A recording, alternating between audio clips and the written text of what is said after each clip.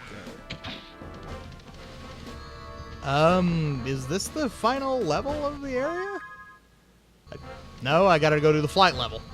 Yeah. I'm gonna do that first. Flight level. Because if you ask me, it's better to cap off. Oh, shit. That happens. Yeah, there's no escaping if you fall in there. Mm-hmm. Because, okay. As long as Spyro has sparks, he can jump out of water. Yeah. But if you have nowhere to escape to, the game's just gonna say, nope, fuck it, you're done. Never mind. There's no point in letting you try. Ironically, in some levels, it will let you try. Yeah. Because you can feasibly escape to safe ground. Sometimes. Let's go to Night Flight.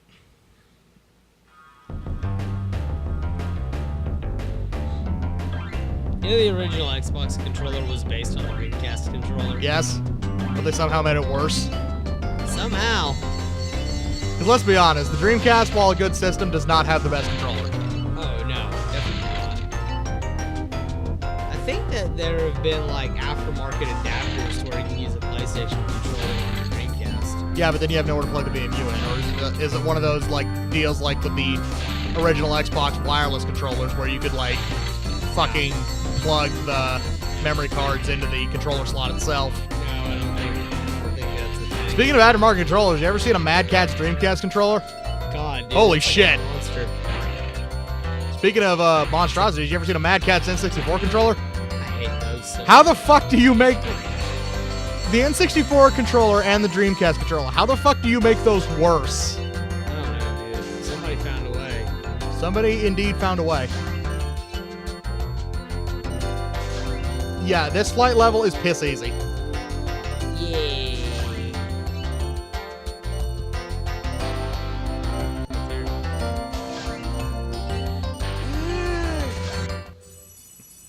Yeah, you did the thing. Oh, normally Spyro will fly into the sky Yeah. after you finish one of these, but if you notice, he didn't have room to trigger the animation, so it just stopped.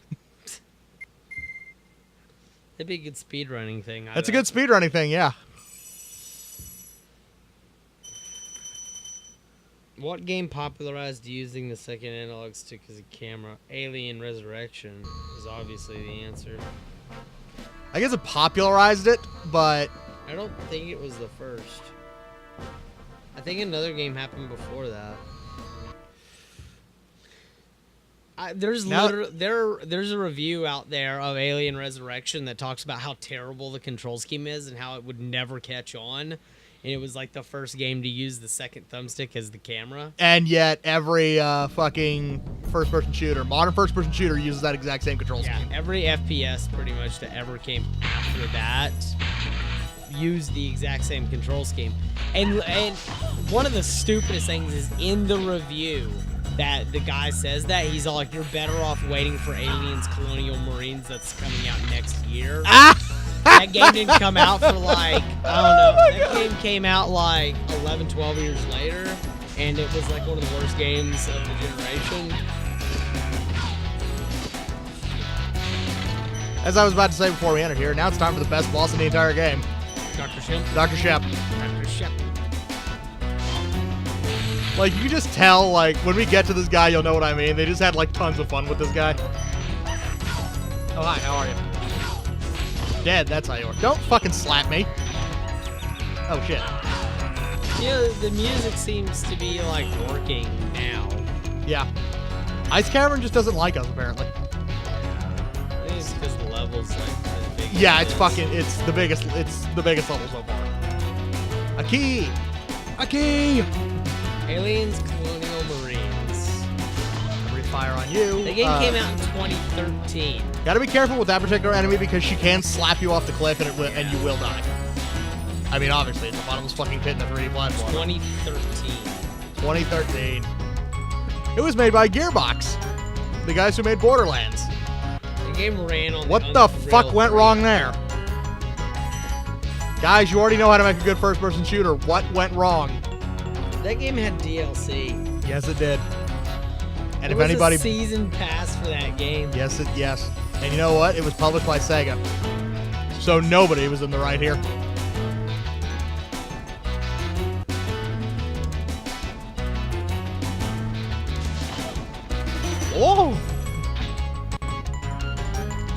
Those enemies remind me of oranges or pineapples.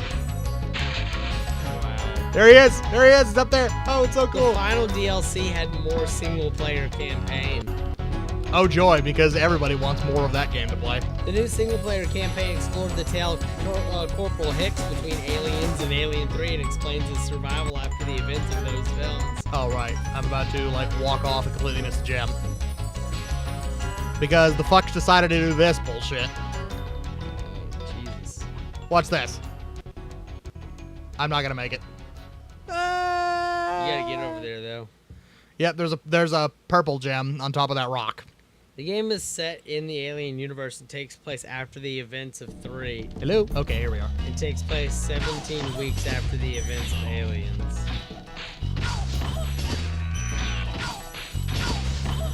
It is the second Sega-produced Alien game. Yep.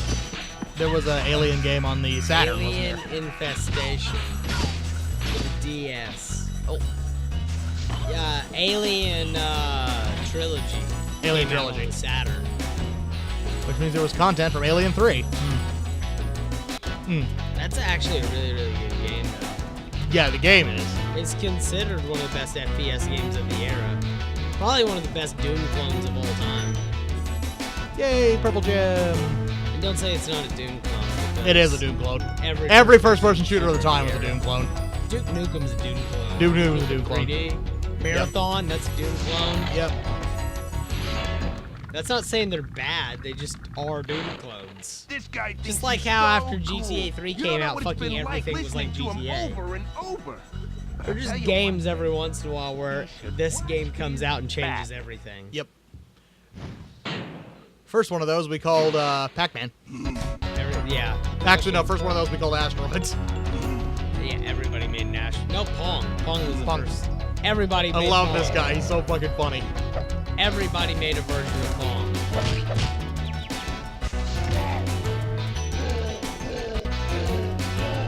I fucking love this boss.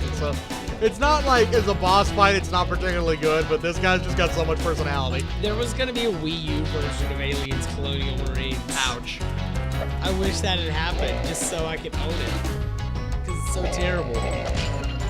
Oh, fuck you. What am I doing? You're gonna die on the next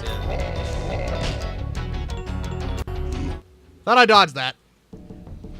It's considered one of the worst games ever released.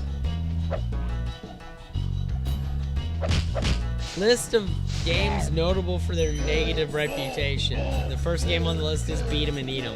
Oh god, really? And if you don't know what that is, go check out the Angry Video Game Nerd episode on Atari porn. Yeah, that's not actually on his YouTube channel. No, it's not, because it's too hot for YouTube. You can actually watch it on cinemassacre.com though, Yep. which is his full website. Hello. Custer's Revenge. Ow. E.T. the Extraterrestrial. Ah! And he's dead. Best boss in the game right there, everybody. Everybody should play E.T. At least play it. It's not that bad a game. Like, in retrospect, it's not as terrible as most people, would say. And that's all the gems in this level. And the Soul Dragon.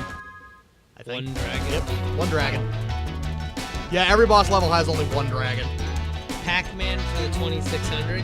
And they're always placed, like, right before the boss fight. Oh, dude. Takeshi no Chosinjo. Takeshi's Written Challenge. Takeshi's Challenge. Yeah.